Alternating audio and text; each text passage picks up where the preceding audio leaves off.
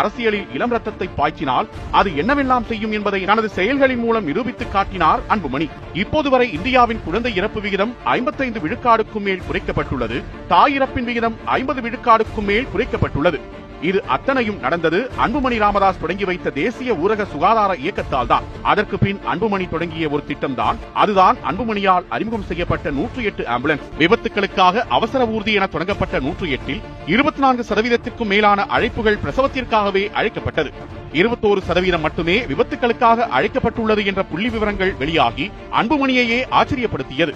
குறிப்பாக பொது இடங்களில் புகைப்பிடிப்பதை தடுக்க தடை சட்டம் அன்புமணி அமைச்சராக இருந்தபோதுதான் கொண்டு வரப்பட்டது. திரைப்படங்களில் புகை மது காட்சிகள் இடம்பெறும் போது எச்சரிக்கை வாசகங்கள் வருவதையும் அவர் உறுதி செய்தார். புகையிலை பொருட்கள் மீது எச்சரிக்கை படங்கள் போடுவதிலும் குட்கா மற்றும் பான் மசாலா உட்கொள்வதை தடை செய்ததிலும் அன்புமணி ராமதாசுக்கு மிகப்பெரிய பங்குண்டு. பல்வேறு எதிர்ப்புகள் இருந்தாலும் எதையும் செயல்படுத்தாமல் அன்புமணி விடுவதாக இல்லை.